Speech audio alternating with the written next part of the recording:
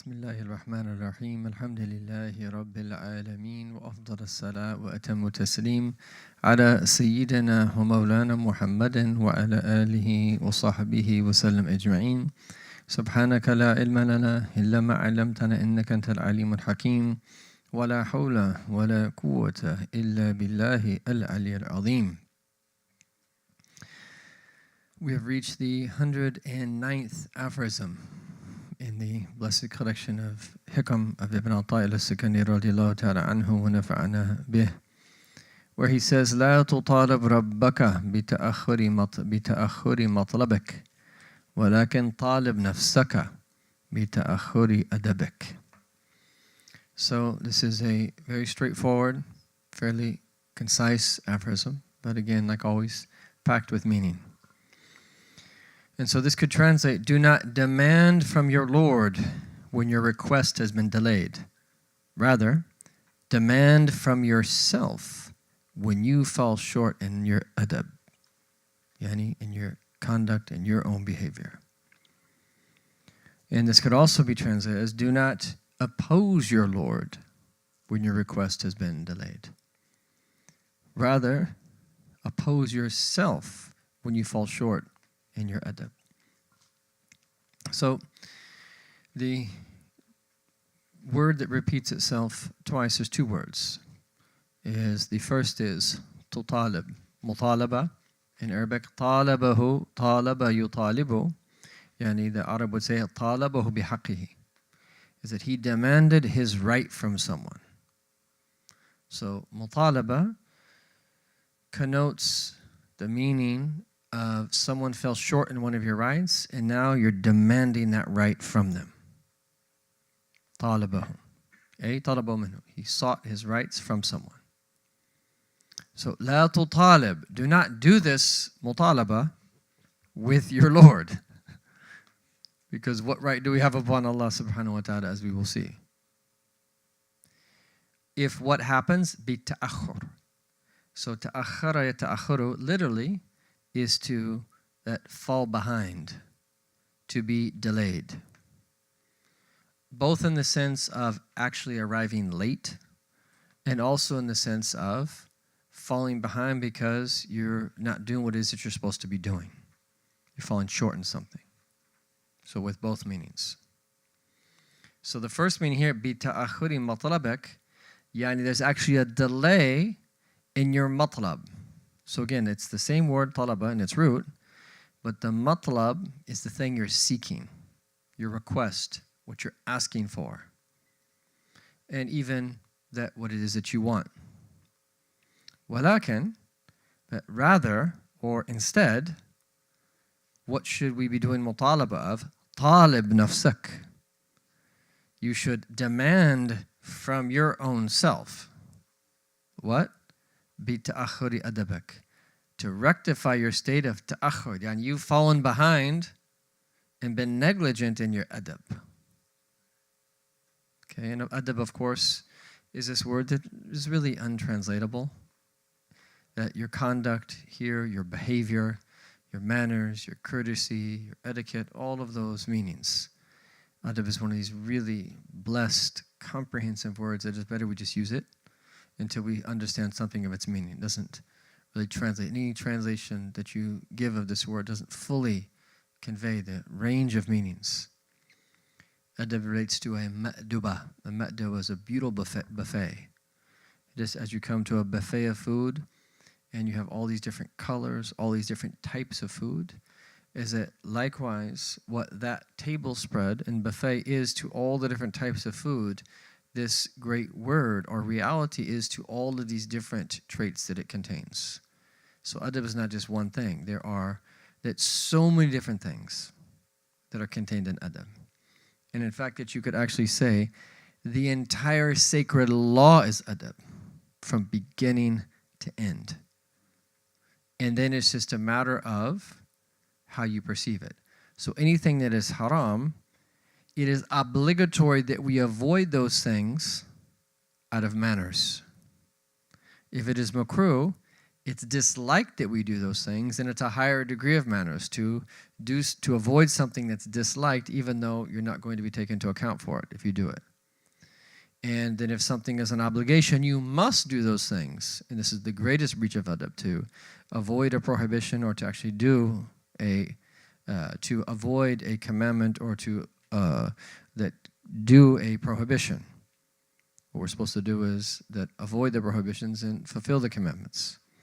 And if something is recommended, that what is understood there is this is good adab to do these particular acts and hakada. And then even with the permissible category, adab entails that we do not go to excess. Kulu washru wala tusrifu. Eat and drink, but do not go to excess. And better yet, we make a righteous intention behind the things that we do that are permissible, so that it becomes an act of worship. So adab is this comprehensive, all-inclusive term that at the deepest spiritual level relates to every single moment of our life. There's nothing that we do in the realm of worship, in the realm of interactions with people, in anything that we do, save that there are that many various adab associated with it. Not just one. There's nothing that we can do except that there's adab. Even using the bathroom, Azzakumullah, has adab. Studying has adab associated with it. Interacting with your neighbors, your parents, your fellow human beings that you're living with on the planet Earth, your fellow Muslim brother, your close friends, your teachers, and so forth and so on. All of these things have adab. Clothes have adab. Entering into your home has adab. Sleeping at night has adab.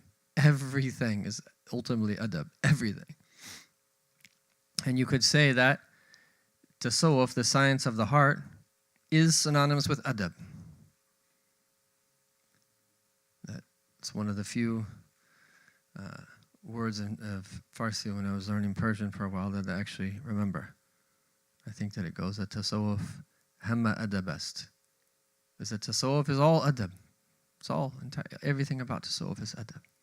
Adab is synonymous with tasawwuf and so forth. So you could go on and on about the importance of adab. And ultimately at the deepest spiritual level, there is an adab that we're supposed to have in every single moment based upon where Allah Ta'ala has placed us. And so whatever is manifesting in the moment by way of name or attribute of Allah, there's an adab that we're supposed to have in relation to that. And this is why no one reached the levels of adab that our Prophet did, sallallahu alaihi wasallam, because no one had actualized his servitude like he did, sallallahu alaihi wasallam, in relation to Allah subhanahu wa ta'ala. What a beautiful deen we have. And when you start to plunge into the depths of the oceans of adab, you start to realize there's no way to draw near to Allah without adab. There's no way to remain safe without adab. And you can go on and on and on and on and on about adab. What we are learning here is a particular type of adab, one of the very important types of adab. And what is understood here and assumed is someone is supplicating Allah. So if someone is not turning to Allah for their needs, we encourage people to make dua, to supplicate, to turn to their Lord, to beseech Him, to petition Him, subhanahu wa ta'ala, to present their needs to Him. So that's assumed that this is something that one does. That's at the very basic level. That's what we encourage, and all of us are awam, that normal people that are trying to better themselves, that's what they should be encouraged to do, is to turn to Allah Ta'ala. And we ask Allah Ta'ala for everything, small and large. That's from adab. We ask Allah for great things, firdaus al-a'la. Our Prophet taught, sallallahu alaihi wasallam, just as we ask Allah Ta'ala for small things, like if your sandal strap breaks, or in our context, if your shoestrings break, or you ask Allah Ta'ala for salt on the table, which is something that is prevalent regularly. But you ask Allah Ta'ala for everything. So let's look at some of these meanings. Bi'idhnillahi ta'ala. Today, we're going to do something slightly different. Normally, we combine between various shuruh and commentaries. Today we're going to, because it's a very short and concise hikmah, we're going to read from 3 different ones. The first one is the Shaykh al-Gangohi's, which is in English. And he very beautifully says the following. If, and there'll be some overlap here, but it's good. And then each one mentions some things that the other doesn't. If, when supplicating to your Lord for some worldly or otherworldly need, there is a delay in the response from Him. Okay, so let's just pause there. We should first turn to Allah always before we turn to human beings for all of our needs. Let's wire ourselves to do that. Whenever you have a need, turn to Allah first.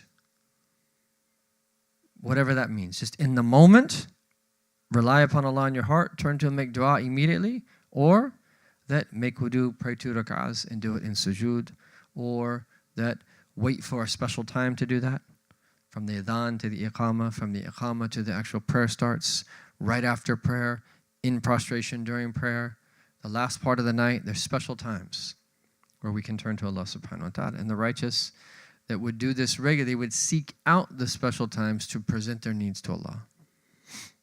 So that's the first step, that's the first thing. For any worldly or otherworldly need that we have, and we have needs of all different sorts. Of all different sorts. It could be health related, it could just be that job related, it could be family related. There's a lot of different types of needs that we have. But what he's saying here is, if when doing this, you're supplicating your Lord for any need that you have, whether it be worldly or otherworldly, religious or worldly, and then there's a delay in the response from Him. You didn't feel that you got what you wanted in the time that you were expecting. But even saying that, right? What you wanted in the time you were expecting. This is part of the problem that he's trying to treat. That then do not complain against Him. This is why that says, this is how he's essentially translating this word, la tutalib. What is the meaning? Then do not complain against Him by saying, we supplicated, but did not receive a response. Ooh, that's bad adab. And there is a hadith of our Prophet ﷺ, both in Bukhari and Muslim, that says, yustajabu li'ahidikum ma lam ya'jal. Yuqulu da'utu falam yustajab li.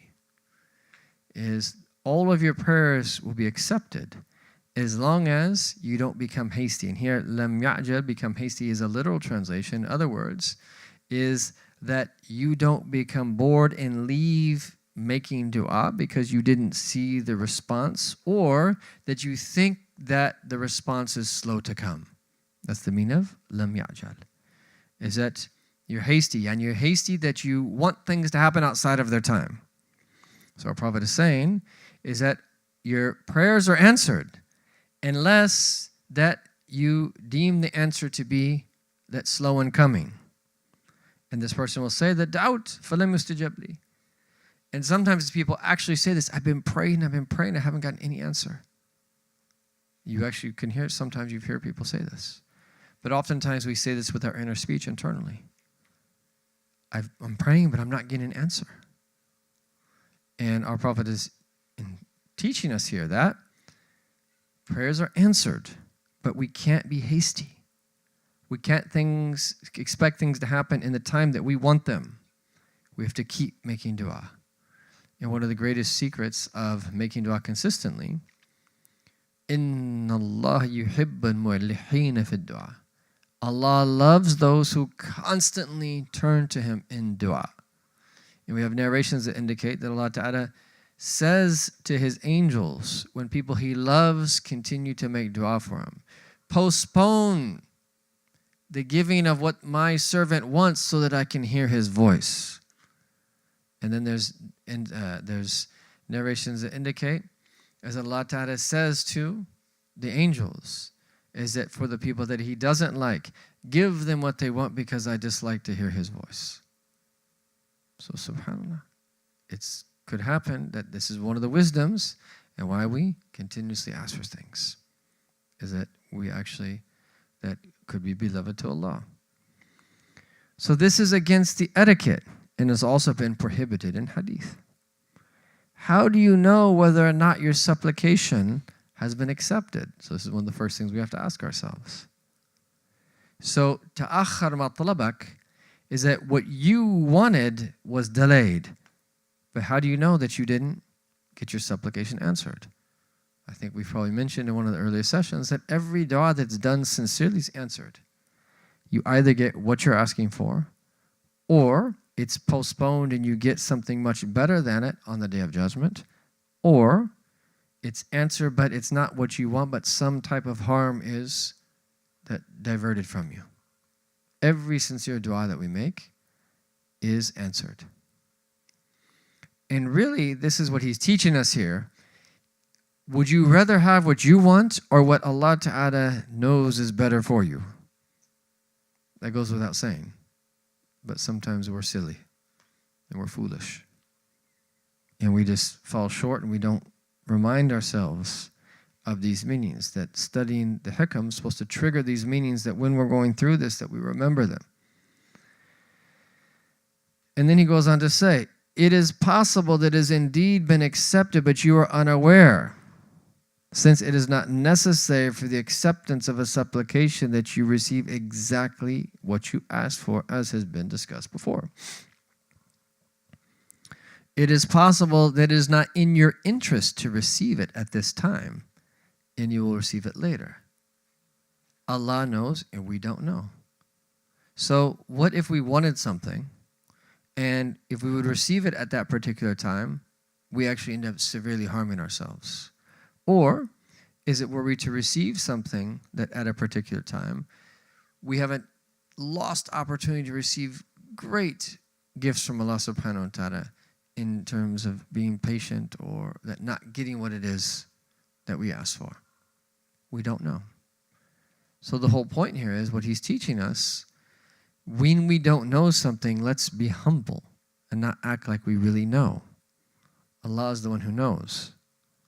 The absolute knowledge of the unseen belongs to Him alone, subhanahu wa ta'ala. Think about how little it is that we actually know. Think about all of the uncertainties that lie right now in the next second. Think about all the things that could happen right now, and then right now, or in 5 seconds, or in a minute, or in 5 minutes. So think about all the different things that could happen. All of the uncertainties. And this is why we have to place our trust in Him. Besides, His transcendence is such that He cannot be questioned for His acts, and we'll come back to that. Therefore, do not complain, nor rush Him, nor weaken in your supplication, since this is the role and responsibility of the one supplicating, and do not abandon the etiquette. So our job is just to do what we've been commanded to do, supplicate. And that the greatest motivation behind supplicating, as we will see, is to show that we are in need of supplication. Dua mukhad ibadah. Supplication is the bone marrow, it's the essence of worship, because we're showing our absolute neediness to Allah. So then we'll look at Shaykh Shanubi's, one of the great scholars of Egypt, where he says in a very concise way, but also very deep, أي إذا دعوت ربك وطلبت منه شيء من الأشياء. So if you supplicate your Lord and you ask something from Him, وَلَمْ تَظْهَرْ لَكَ الْإِجَابَةِ, but the response that you were looking for didn't appear, فَلَا تُطَالِبْهُ أي لا تعتدد عليه. The meaning of that, do not demand from Him, is do not oppose Him. So one of the most serious things of all for the scholars of this science is opposing the divine decree. This is the most serious things of all that they strongly warn against. لا تعترض عليه. This is the meaning of this. Do not oppose your Lord, because He's the one that chose things to be as they are.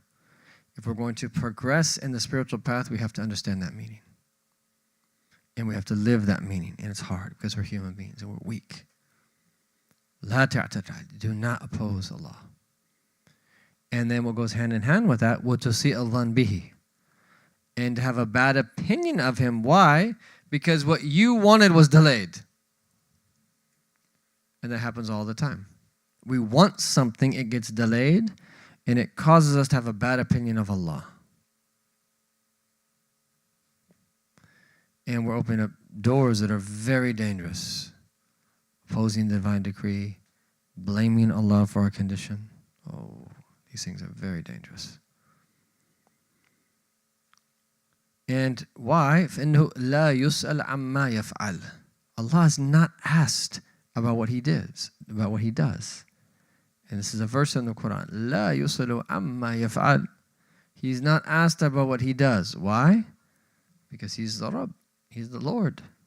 He does whatever He wants to do, whenever He wants to do. He can give us if He wants. He can prevent us if He wants. He can withhold if He wants. He can force something upon us if He wants. He's the Rabb.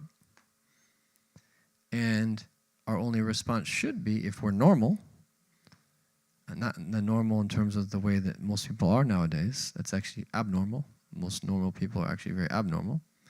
But if we're normal, we recognize that, yes, it's from Allah. And it really is that simple. The spiritual path is not that complex to learn the theory of it. It's not that hard. The hard thing is to actually live the meanings. Is to actually have these meanings penetrate the heart so that we don't just talk about them. We start with the discourse of speaking about them, but we hope that the meanings penetrate. From the barakah of our shuyukh and of our teachers that are behind us, that's just what we hope. Is that in the one who's speaking and those who are listening, is that these meanings will take root and become a reality within us. So, la yusal amma yaf'al. Allah is not asked about what He does. No one can question Allah. He's not questioned. He does whatever He wants. Fa'alun lima yurid. He does whatever He wants. No one can question Allah. And so this whole idea of the problem of evil and questioning the divine decree and some of the most blasphemous things that people say about God. Oh, especially in our time. It's like, what are you doing? You're completely destroying yourself. Allah is not asked about what He does. وَهُمْ يُسْأَلُونَ. They are the ones who are asked. We're the ones who are asked. Right? Did we fulfill the right of our Lord? Did we do what it is that we're supposed to do at the level of belief and a level of practice outwardly and inwardly? That's really the question. We are the ones who are asked. And so then he goes on to say, Shaykh Shanubi, وَلَكِنْ طَالِبْ نَفْسَكْ وَاعْتَدَرْ عَلَيْهَا. But take yourself to account and oppose your own self and demand from your own self. This is how we're supposed to be. This is the healthy way of being. Is that we're constantly taking ourselves to account. Demanding from it that it be the way that it's supposed to be before its Lord. وَاعْتَرِضْ عَلَيْهِ بِسَبَبْ تَأَخَّرْ أَدَبَكْ. And we should oppose it and criticize it because we've fallen short in adab. And he says, فَلَوْ تَقَدَّمَتْ أَدَبْنَا مَا تَأَخَّرَ الْمَطْلَبِ. Is actually the greatest way to receive what it is that we want is to have adab. But we don't have adab just to receive what it is that we want. We have adab because that's how we're supposed to be. وَمَنْ أَدَبَكْ فِي الطَّلَبِ عَدَمْ طَلَبَ الْإِجَابَةِ. And from the deep etiquettes of asking Allah subhanahu wa ta'ala is not even asking for Him or expecting Him to answer your dua. Now, that it's okay to ask Allah ta'ala to accept the dua. He's talking about a very deep adab here. Meaning that the primary motivation behind the dua, and this is why the people like this are of such a high station, is beyond even what their needs are. They have needs, but it's really about إِنَّمَا يَقْصِدْ بِدُعَى إِظْهَارُ الْعُبُودِيَّةِ فَقَط. That these people make dua to show their servitude to Allah Ta'ala, that they're in absolute need. That's a very high station. And we might not be able to reach that right away. But that meaning exists. And there's nothing wrong with asking Allah subhanahu wa ta'ala to accept your prayer from the standpoint of that this is not a good thing that we're supposed to ask for. But there's something that happens inwardly that's different when someone does that as opposed to the other state. وَمِنْهُ عَدَمُ Yani, and also from adab, and this is a huge one, especially for the people of our time. Adamu ru'yat al-istihqaq lima tatlub. Not seeing yourself as deserving to receive what you're asking for. This is one of the huge ones of our time. Deep-seated sense of entitlement that exists in the vast majority of people. Almost as like you think that I asked, right? I should get something. Who are you saying that in relation to? Your Lord? What do we deserve? What on earth do we deserve? Nothing. So this ru'yat al-istihqaq, seeing yourself as deserving, is one of the thickest veils of all. And it leads to a long list of diseases of the heart. And unfortunately that we live in a world where there's so many things around us, in the society in which we live, where this is just pumped into us from the time that we're a baby, even by our parents. Even sometimes by parents that are actually good, practicing Muslims that love us. Family members, friends, let alone others. This is deep. And this requires a lot of courage to confront. But if we can confront this reality, it's scary at times. Because it's such a fundamental part of that how we can be if we don't have true, real spirituality. But it requires courage. And at that level, a lot of people might panic when they start to become aware of how they actually truly are. That's why it requires courage. And the only way to really do this is to really hammer the meaning into the heart that we deserve absolutely nothing. We don't deserve to exist. We don't deserve to go to paradise. We don't deserve any of the blessings that Allah subhanahu wa ta'ala gives us. None of them. At all. But imagine once that happens where you see yourself as entirely undeserving and then someone praises you. Normally when people praise us, what happens? We get super happy. But this is so rooted in us that you see yourself as entirely undeserving of anything. Someone praises you and like, wow. Yani alhamdulillah alladhi azhara al-jamil wa satara al-qabih. Then you might say that all praise be to the one who that allowed something good to appear but hid what is truly ugly.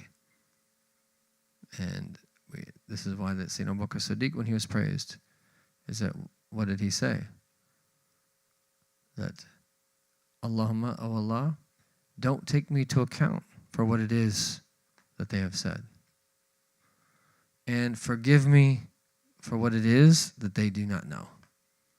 And make me better than that what it is that they are saying that how I am. And this is how the true people of Allah are. Imam Haddad used to say that if someone praises him, he deflects it into the ocean of the Prophet ﷺ by bringing to mind that if there is something good in him, it's from the bounty of Allah, and it's only something good that's really in the Prophet ﷺ, it's ultimately from him. So he just deflects it. He says as if that they are praising the Prophet ﷺ, if this is really something that's in me and something that is actually really good. So normally people get rid of it, but if you don't have this deep-seated sense of entitlement, you don't feel that you're deserving of anything, someone praises you, it's like, if there's any good in me, it's from Allah. I didn't do anything. You're not deluded. This enables your heart just to be purged from all diseases of the heart. when you realize the reality that Allah subhanahu wa ta'ala could create all of us. You learn this in the basic first books that you study, in fact.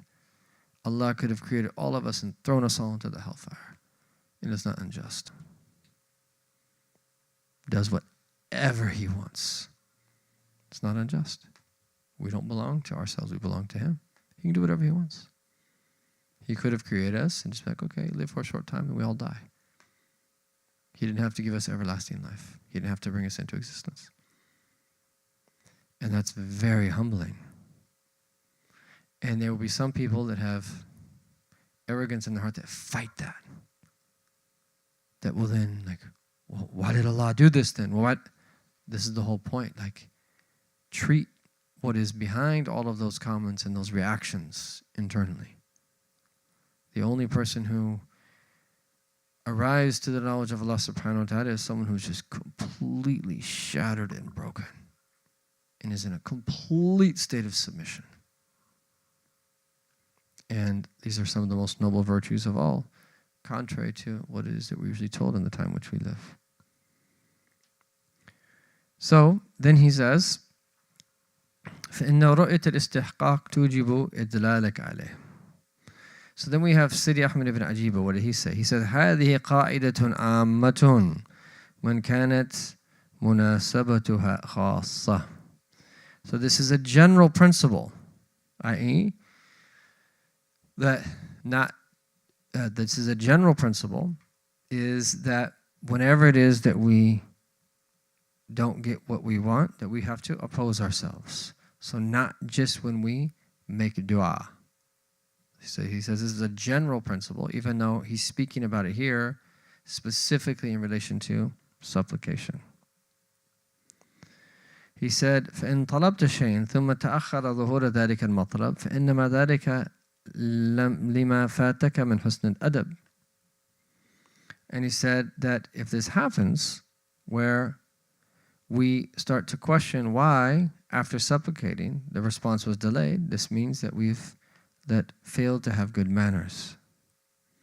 وَلَوْ لَمْ يَكُنْ إِلَّا قَصْدِ خُصُوص ذَلِكَ الطَّلَبِ فَلَا تُطَالَبْ رَبَّكَ أَنْ يُعَجِّلْ مَطْلَبَكَ بسبب تأخر عنك. لكن طالب نفسك بتأخر أدبك فلو أحسنت الأدب في الطلب لا قضيت حاجتك.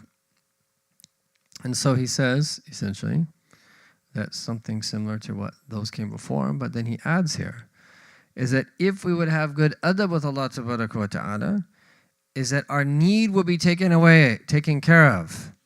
But he notes this subtle point. مَعْنًا وَإِن لَمْ تُقْضَى حِسًّا.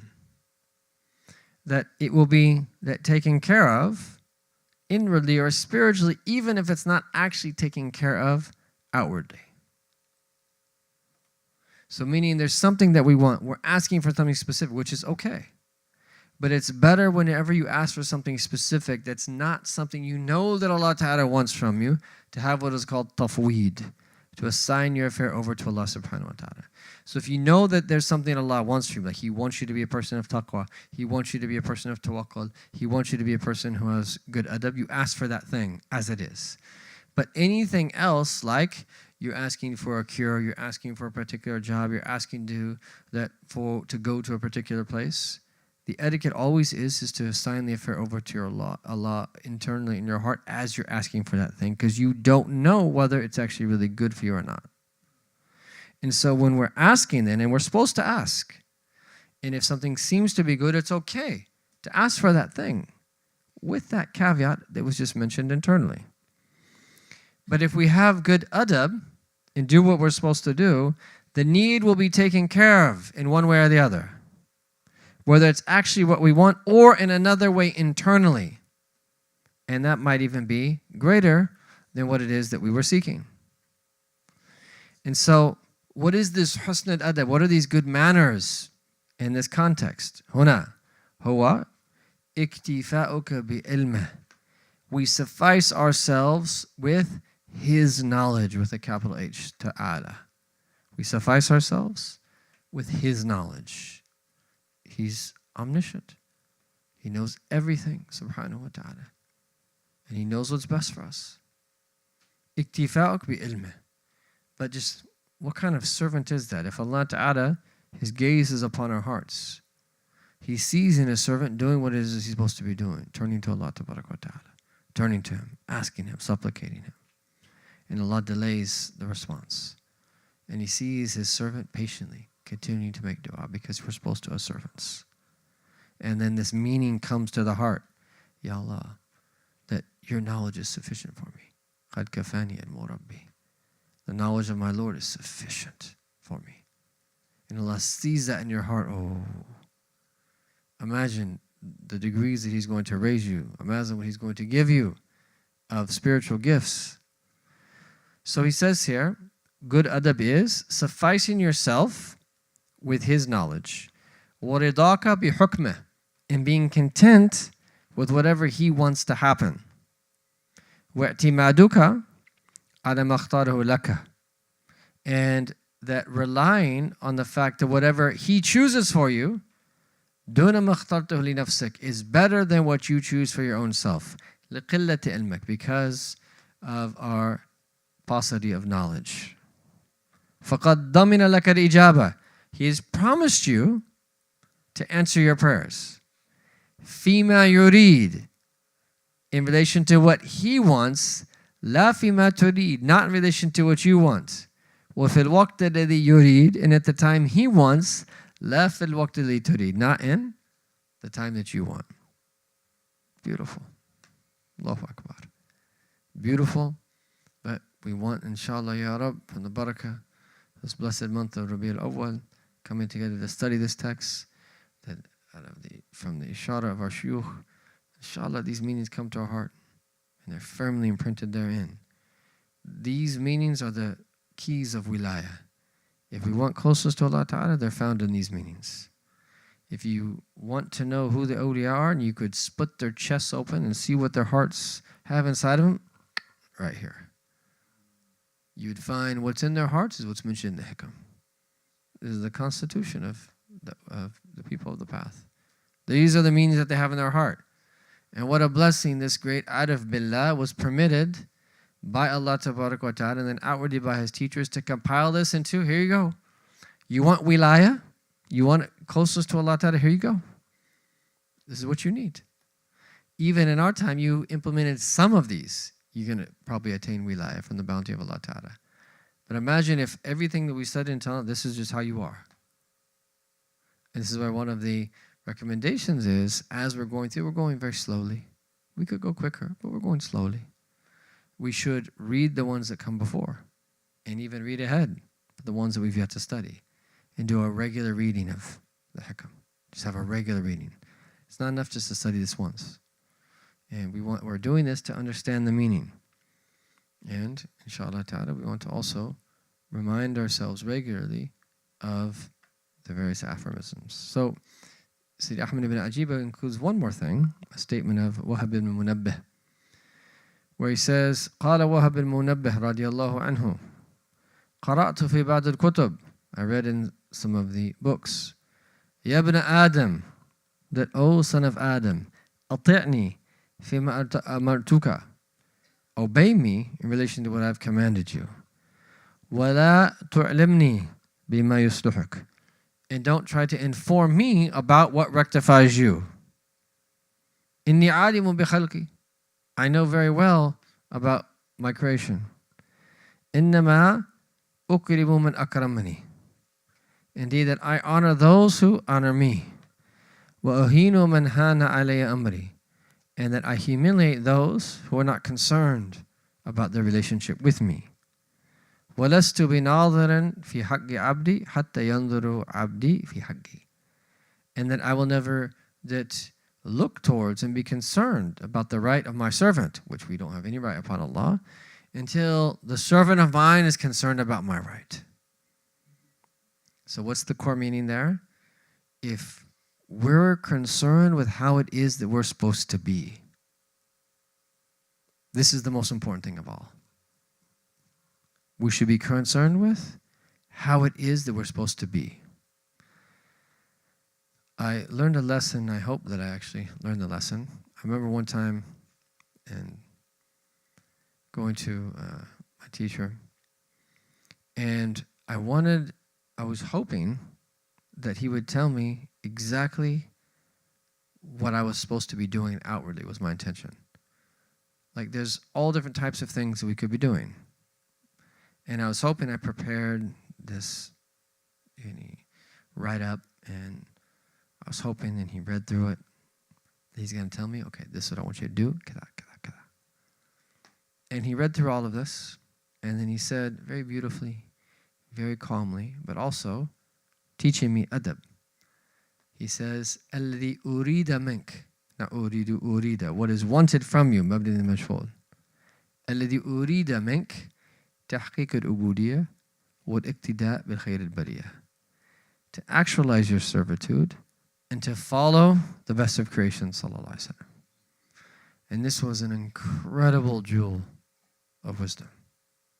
And at first, my heart was like, because what I wanted was do this, do that, focus on this, move here, go there, something outward.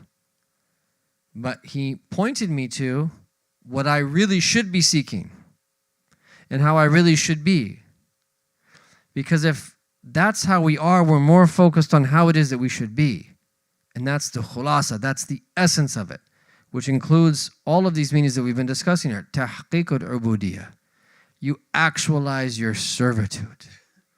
And you follow the best of creation, sallallahu alaihi wasallam. Whether you're in America, whether you're in Tarim, whether you're in Egypt or Indonesia, in Europe, anywhere you're on the face of this earth, that now, when you're 20 years old, 40 years old, 80 years old, you're going through tribulation, things are easy, whatever it is, no matter what you're going through, you have what it is that you need. So sometimes we fall short fixating ourselves on the outward dimension of things. The true people of Allah focus on how they're supposed to be with their Lord. And then Allah takes over their affairs. This is the secret of Allah Ta'ala rectifying yourself, rectifying you and taking over your affairs. And everything that you really want to happen lies in this, not actually wanting it to happen, but rather focusing on what it is that you should be doing, how you should be. Then you get everything that you want. And much, much more from the bounty of Allah subhanahu wa ta'ala. And this is how the people of Allah are. They remain there. They remain there. And as a result, that you just see that Allah subhanahu wa ta'ala just arranges their affairs. Allah just makes things easy for them. And they just simply don't have the problems that everyone else has. And even if they're tried with something, the way that they respond is totally different. And that's what we want to strive towards. That's where we want to be. Now for the munasabah of just some of the etiquettes of dua. So he, again, لا تطالب ربك بتأخر مطلبك ولكن طالب نفسك بتأخر أدبك. This can be summarized as demand from yourself, not your Lord. So do not demand from your Lord or do not oppose your Lord when your request has been delayed. Rather, demand from yourself, yani oppose yourself when you fall short in your adab. So because that this relates to that's asking Allah subhanahu wa ta'ala, I just thought it would be beneficial to very briefly go through the 10 etiquettes of dua that Hujjat Islam Imam Ghazali mentions. The first, أن يترصد لدعاء الأوقات الشريفة, is that you look for the special times to make dua. And he goes into a lot of commentary there. The day of Arafah, in Ramadan, on the day of Jum'ah, the last third of the night, as we mentioned. So you look for the special times. Number two, إن يغتنم الأحوال الشريفة, is that you benefit from the honorable states. Okay? So prayer, that other special times when you're fasting.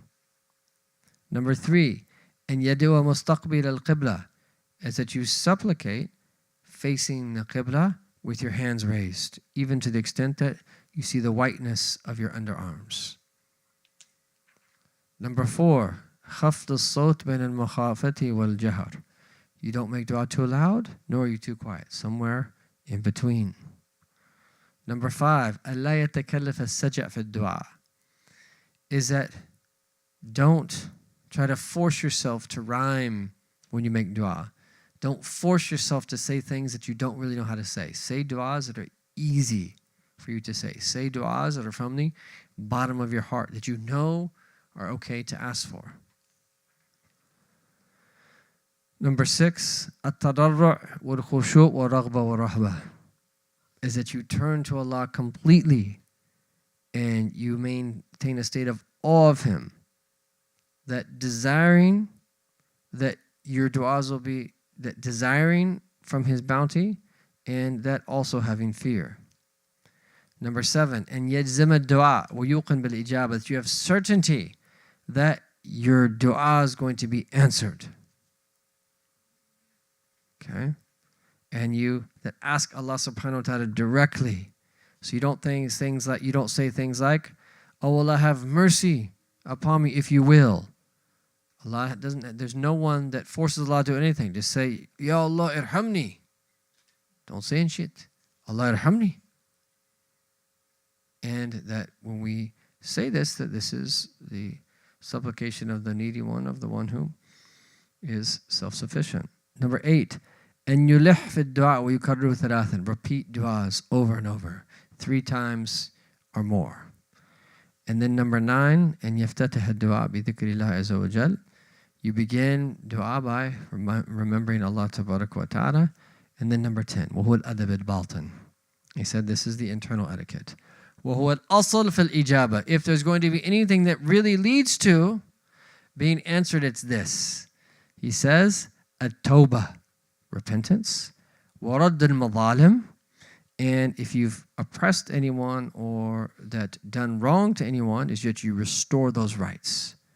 And then, وَالْإِقْبَالِ عَلَى اللَّهِ عَزَّ وَجَلَّ بِكُنْهِ الْهِمَّةِ, is that you completely turn to Allah subhanahu wa ta'ala with all of your aspiration. That's one of the most important etiquettes of all, is that when we make dua, completely turn ourselves to Allah tabarak wa ta'ala. Not lazily, not in a distracted fashion, not just moving our tongue. Yani, completely, bi kunhil himma, with everything that is that you have, with all of your aspiration, completely turning to Allah subhanahu wa ta'ala. So these are the 10 etiquettes that he mentions. May Allah ta'ala bless us to be people of dua, and be people of adab, and be people who that oppose our own selves and have the proper adab with our Lord in all the different states. Ya Arhamar Rahimeen. May Allah ta'ala give us tawfiq and bless us with the Sir al-Khususiyah that we learned about in this blessed book, Ya Arhamar Rahimeen. And may the secret of election manifest in us. Ya Arhamar Rahimeen. ولكل صالحة جامع شمل خيرات الدنيا الآخرة وصلى الله على سيدنا محمد وعلى آله وصحبه وسلم الحمد لله رب العالمين.